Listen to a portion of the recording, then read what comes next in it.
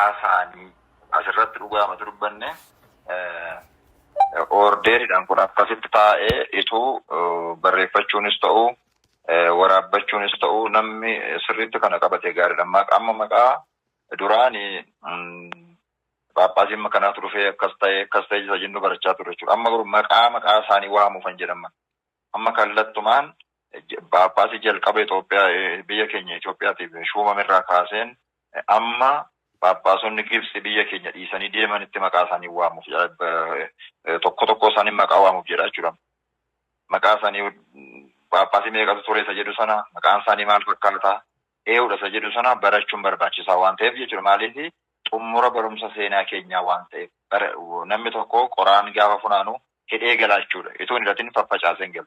Kana waa'ee Paappaasotaa isaa turre barakkasii kana jechaa ture. Amma garuu walumatti qabne dimshaashuma guutummaan isaanii immoo eewu jedhamu tokko maqaan isaanii eewufaa jedhama.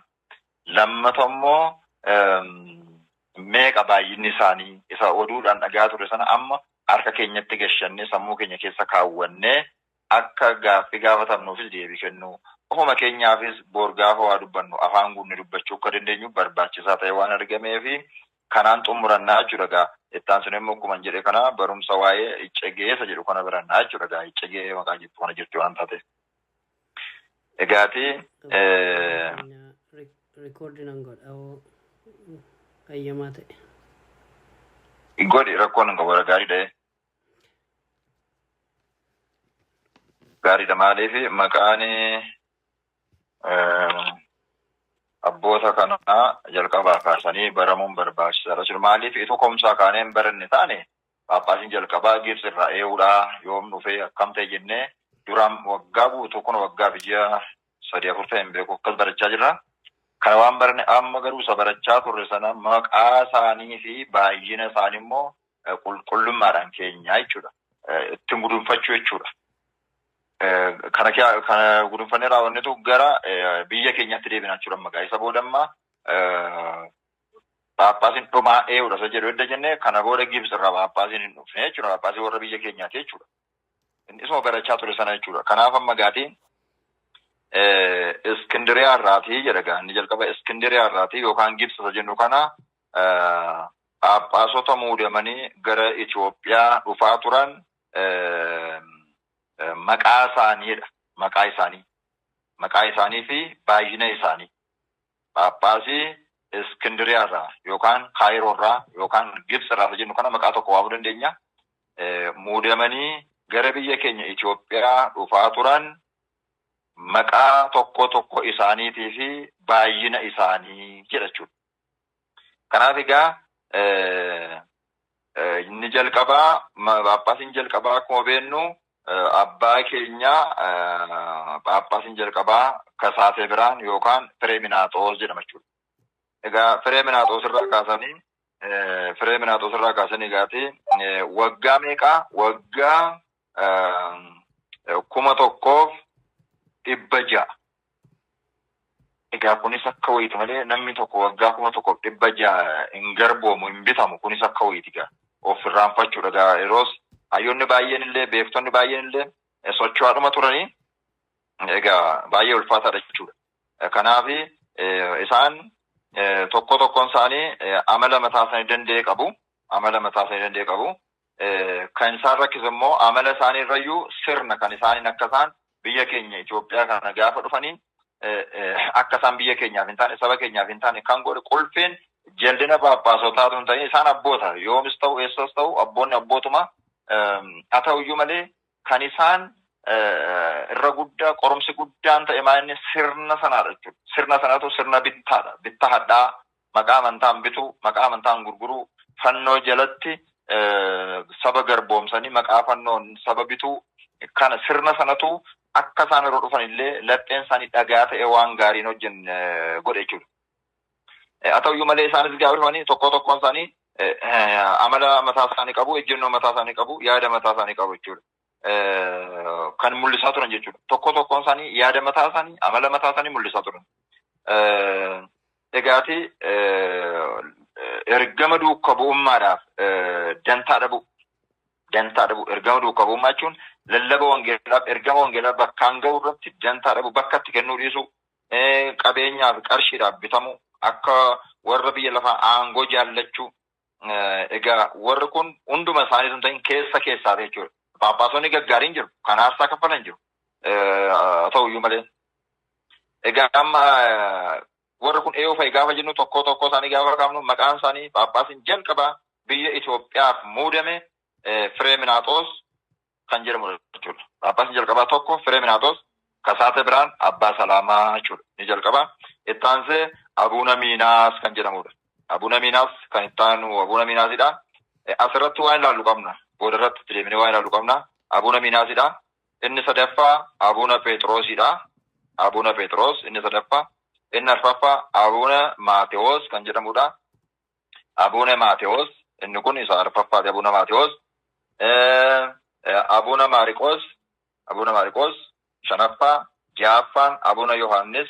Torbaffaan Abuuna Gabri'eel. Waa'ee Abuuna Gabri'eelis deebinee waan dubbannu qabna. Saddeettaffaan Abuuna Yohaannis isa lammaffaa. Saglaffaan Abuuna Gabri'eel isa lammaffaa.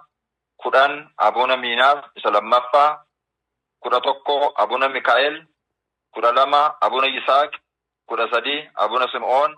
14 Abuuna Phexros lammaffaa. 15 Abuuna Mikaa'el lammaffaa. 16 Abuuna Gabri'eel sadaffaa. 17 Abuuna Yohaannis sadaffaa. 18 Abuuna Mikaa'el sadaffaa. 19 Abuuna Mikaa'el arfaffaa. 20 Abuuna Sim'oon lammaffaa. 21 Abuuna Yohaannis arfaffaa.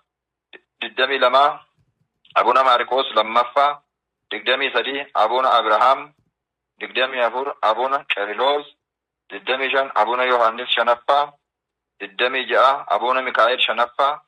27 Abuuna Sim'oon sadaffaa. 28 Abuuna Phexros sadaffaa. 29 Abuuna Maatewos lammaffaa. 30 Abuuna Yaaqoob. 31 Abuuna Fiiqixoor. 30 lammaffaa Abuuna Qeeriloos lammaffaa. 33 Abuuna Qoozimoos. 33 Abuuna Qoozimoos. 34 Abuuna Yoosixoos. 34 Abuuna Yoosixoos. 35 Abuuna Mikaa'el ja'affaa. Abuuna Mikaa'el ja'affaa. 36 Abuuna Gabri'eel arfaffaa. 37 Abuuna Mikaa'el torbaffaa. 38 Abuuna Maatewos sadaffaa. 39 Abuuna Yoosaaf.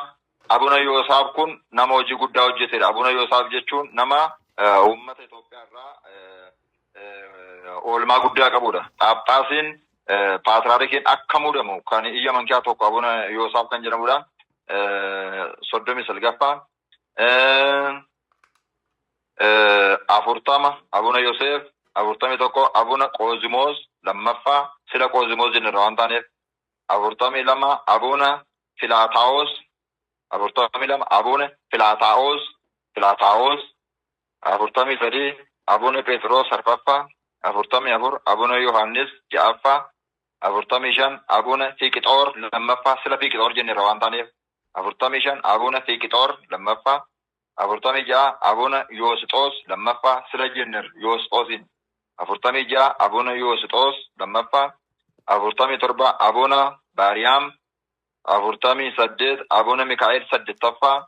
49 waa'ee Abuuna Mikaa'elii fi Abuuna Gabri'eel kun waan xinnoo ilaalla jechuudha.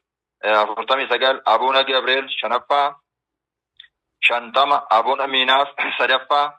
51 Abuuna Yohaannis torbaffaa. 52 Abuuna Yohaannis saddeettaffaa. 53 Abuuna Abrahaam lammaffaa. 54 Abuuna Maariqos sadaffaa. 55 Abuuna Maqaariyoos. 56 Abuuna Mikaa'el salgaffaa. 57 Abuuna Maatewos arfaffaa. 58 Abuuna Mikaa'el kurnaffaa. 59 Abuuna Gabri'eel saddeettaffaa. 60 Abuuna Yohaannis salgaffaa. 61 Abuuna Qeeriloos sadaffaa. Waa'ee Qeeriloos hin dubbannaa jechuudha. 62 Abuuna Miinaas arfaffaa. 63 Abuuna Maatiyaas shanaffaa. 64 Abuuna Mikaa'el 11ffaa.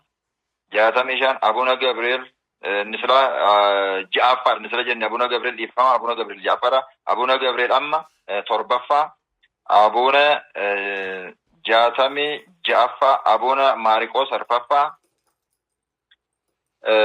Jatami torba Abuna Gabriel saddetaffa Jatami saddet Abuna Matheos Ja'ffa Jatami sagal Abuna Yohannis kudhanaffa torbaatama Abuna Miinaas shanaffa Jatami torbaatami tokko Abuna Marikos shanaffa torbaatami lama Abuna Kristolodos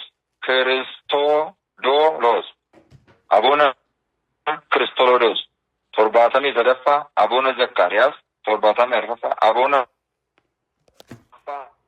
torbaatami shan Abuna Suntiyoos torbaatami ja'affa Abuna Gabriel salgaffa torbaatami torba Abuna Yohannis kudha tokkoffa torbaatami saddeet Abuna Mikaa'el kudha lammaffa torbaatami sagal Abuna Gabriel kurnaffa saddeettama Abuna Bartolomeos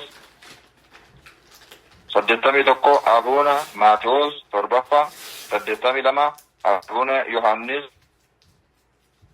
kudha lammaffa saddeettami sadi Abuna Marikos ja'affa saddeettami afur Abuna Isaaq lammaffa saddeettami shan Abuna Kilaadiyaanuu saddeettami shanaffa Abuna Kilaadiyaanuu saddeettami ja'a Abuna Phexros shanaffa saddeettami torba Abuna Matheos shanaffa saddeettami saddeet Abuna Simeon arfaffa saddeettami sagal Abuna Yoosaaf lammaffa Yoosaaf sila jennera Yoosaaf kuni bataskaanataaf Yoosaaf kan jennu biyya keenyaaf nama walitaa qabanidha Yoosaafonni kuni sagaltama Abuna Mikaa'el kudha sadaffaa sagaltami tokko Abuna Matheos salgaffaa sagaltami lama Abuna Marikos torbaffaa sagaltami sadi Abuna Phexros ja'affaa sagaltami afur Abuna Simeon shanaffaa sagaltami shan Abuna Marikos saddeettaffaa sagaltami ja'a Abuna Mikaa'el kudha arfaffaa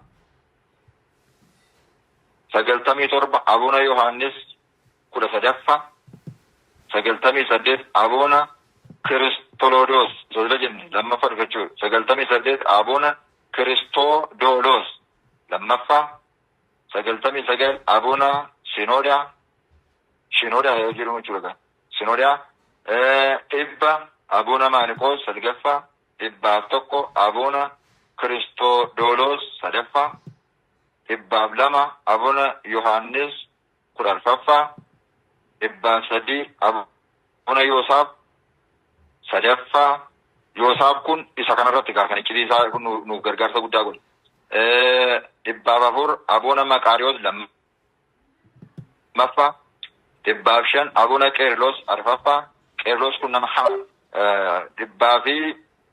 dhibbaaf ja'a Abuna Salaamaa lammaffaa Salaamaa isa jalqabaa jechuudha isa eebbifamu isa jalqabaa dhibbaaf torba Abuna Atnaatoos dhibbaaf saddeet Abuna Phexros torbaffaa dhibbaaf sagal Abuna Matheos kudhanaffaa dhibbaaf sagal jenna dhibbaaf sagal Abuna Matheos kurnaffaa dhibbaaf sagal Abuna Matheos kurnaffaadha dhibbaaf kudhan Abuna Qeerlos shanaffaa isarratti dhuma ta'ee Itoophiyaan Phaaphaasii Gibxii irraa adda cittee ture. Abboonni kun baay'inni isaanii dhibbaaf kudhan amma kan lakkoofne. Bara 1100 keessatti abboonni kun dhibbaaf kudhan turan jechuudha. Egaa seenaarra akka barannutti immoo Phaaphaasiin dhibbaaf 11tu jiru kan dhufaniiru.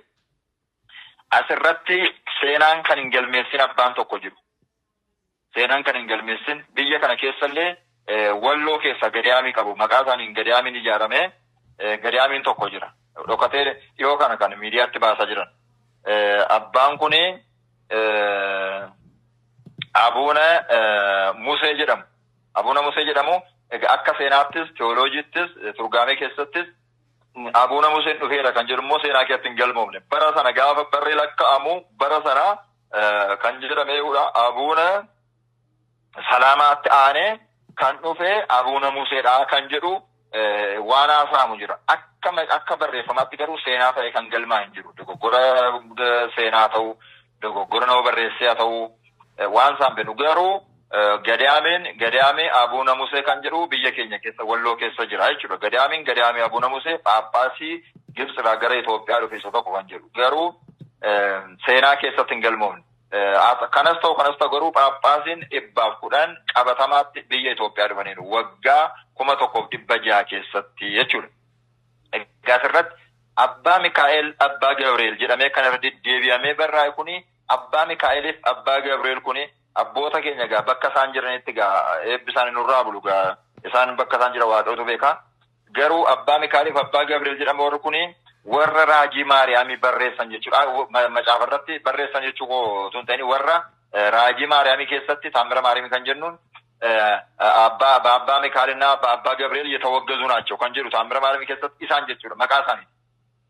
Warri ayyaana raajii Maariyaamii kana guyyaa 30 hin kabajan taanaan ayyaanni qulqulleessi warri Maariyaamii guyyaa 31 isas immoo akka gaafa sanbata guddaatti haa kabajanii namni akka gaafa sanbata guddaatti ayyaana kana hin kabajne Abbaa Mikaa'elii fi Abbaa Gabriel isaan awwaggazaniiru kan jedhu jechuudha. Egaa Abbaa Mikaa'elii fi Abbaa Gabriel kuni warra poolitikanyoota siyaasaan sammuun isaanii du'e amantaa qofatu hin ta'in waa'ee amantaa yoo amma kanatti miti. Kan isaan itti gargaaraman siyaasatti gargaaraman jechuudha. Kan kana jedhu maa inni kan isaan ayyaana Itoophiyaan akka inni Maariyaamii jaallatu beeku. Ammayyuu laphee keenya kee jirti. Gaafa maqaan Maariyaamii dhaamu hundumatu gammade lapheen namaa jechuudha. Keessa keenya hundi keenya beekna waan taaneef. Kanatti gargaaramanii maal jedhanii Itoophiyaan taabota tsoon dhuftee Itoophiyaa waan jirtuuf Itoophiyaan Maariyaamii waan jaallatuuf akka inni galaana Abbayyaa hin gaddamne hin cufne nurraan daangesne jedhanii warra qaama siyaasaa mootota Gibsii wajjin mari'atanii karaa isaan jaallatan kana karaa raajii Maariyaamii isaan jaallatan kana akka isaan hojiin hojjennu goona. Hojii hojjennaani Abbaayeen nu jalaa gaddabaniitu bishaan keenya deebisu kan jedhaniiti itti gargaaramanii wugzatiidhaan dhufan jechuudha. Abbaa Mikaa'elii Abbaa Gabriel. Abbaa Mikaa'eልና Abbaa Gabriel baqaalaachuu awwizuwaan. Abbaa Mikaa'eልና Abbaa Gabriel amma gaafa guddistan yeroo hundumaa kana jira jechuudha. Sanbata guddaatti yeroo hundumaa egaa biyyi keenya immoo egaa qulqullummaan keenya baay'ate isa namni guyyaa tokko nu abaaree bara baraan itti nuuf abaarra jechuudha. Amma Bataskana Itoophiyaa kee jirtu hundumaatti yoo gartan gaddaafii boodas halkanis yeroo kadhannaan halkanii jedhamu Abbaa Mikaa'elii fi Abbaa Gabriel na waggazamne irraa yeroo hundumaa jira jechuudha luboonni keenya. Garuu na waggazamne hun Abbaa Mikaa'elii fi Abbaa Gabriel nu waggazuu hin danda'an. Jaalala haadha keenya irra saddaan nu baasuu hin danda'an. Itti gargaaraman jechuudha. Yeroo baay'ee gaafa Phaaphaasotatti gargaaramuu waanuma jiruudha. Waaqayyo itti gargaaramuu barbaadee aangoo kana kenneefi isaan immoo Waaqayyo akka ittiin gargaaramneef Waaqayyo jalaa ba'anii dhokataniitu akka namni itti gargaaramu of godhanii jiru. Egaa kun baay'ee namatti ulfaata. Abbaa Mikaa'elii fi Abbaa Gabriel warri jedhamanii warra kanaadha. Yoosaaf kan jedhamu immoo Phaaphaasiin Yoosaaf jedhamu immoo Paatriyaarkiin Itoophiyaa akka muudamu Itoophiyaan Paatriyaarkii akka argattu Phaaphaasiin illee akka muudamu Paatriyaarkii akka argattu Itoophiyaan kan yeroo jalqabaaf akka Paatriyaarkiin muudamu godheessa. Kanaafillee warri Gibsi ari'atanii teessoo irraa kaasanii godaansisanii yeroo baay'ee dhimma Itoophiyaan Paatriyaarkii muddattu waan jedhanii murteessaniif godaananii baraa keessa Gadaamii keessa waggaa baay'ee turanii dhiphina baay'ee irra ga'ee qorumsa baay'ee irra ga'ee jechuudha. Maaliif Sinodoosiin Gibsi Kaayiroon isaan irratti tarkaanfii fudhatee maaliif warra Itoophiyaa nuun qixxeessite kan jedhanii qorumsa guddaan irra ga'ee Phaaphaasii dhugaadhaaf jedhanii aarsaa kaffalan jechuudha. Eewu Biitsuu Abuna Yoosaaf maaliif nama oolmaa namaaf oolemini muka guyyaa tokko jala ta'anii aduu jala gaaddisatti qabbaneeffatan illee namni uleetaa beeku namni oolmaa beeku inni irraanfatu jechuudha. Kanaafi abbaa kun isa kanaadha jechuudha. As dhufne Qeeriloos kan jedhamu ni dhumaa kuni eessattiin Phaaphaasiin Gibxirraa dhufuun dhaabbate akkuma barachaa turre bara Abuna Phexrosaa biyyattii faarsaa lubbuu kaffalan Abuna Mikaa'el faarsaa kaffalan kana dhokatee gara Roomaa deemee Duchee Musoloonii biraa Qeesaar biraati aangoo dabalatee biyya kee Abuna biraamiif Abuna Isaaq fa'aa Abuna Yohaannis fa'aa warra Aaramuu daban kan isaan aangoo isaa amma deebi'utti Abuna Abiraamiin bakka eegee Egaa bakka tokkotti isatu jedhe inni dhiisee madeeme hayyootatu bakka eegsisee warra 72 jenne sana jedhama. Bakka tokkotti immoo isumatu jedhe jedhama. Egaa on kan fudhannu kanas ta'u sanas ta'u Abuna Biraam amma isaan dhufanitti hangafa Paaphaasii isaanii eeganiiru. Paaphaasii isa kam muudamu godhaniiru. Kana fudhannaa jiru. Gam lamatti yungurroo jechuudha. Inni Qeerloos kun isa biyya kanatu biyyi kun gubatu Gadaamiin gubatu luboonni monokkosaatiin Yaaqooniin uummanni gubatu biyyi gubatu Paaphaasonni du'anii wareegamaa jiranii aangoo dabalataa barbaacha deeme.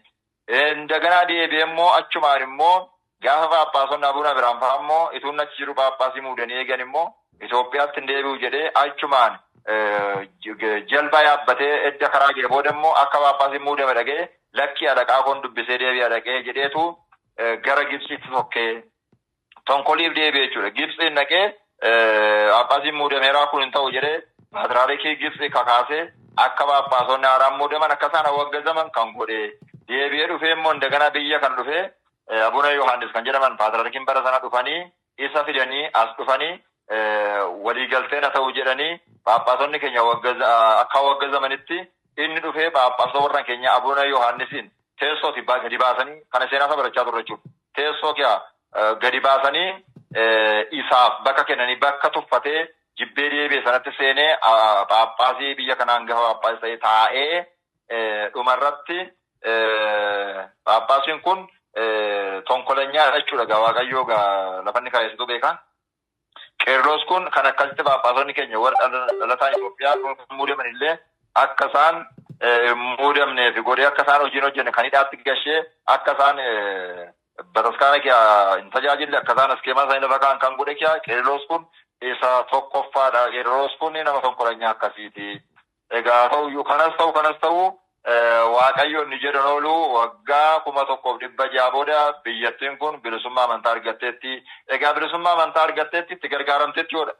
As kan deebinu kanaaf Paaphaasonni waggaa 1600 keessatti dhufanii Paaphaasii 110 Abuna Musee gaafatti daballu immoo jira waan jedhameef seenaa keessatti nagarree Gadaamiin sammuu jira Walloo keessa jira 111 ta'u.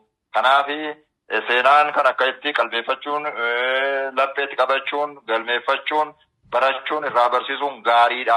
Jedhu kaasuu barbaanne kan nu barsiise galanni guddaa Waaqayyoof haa ta'u galatoomaa eebbifama.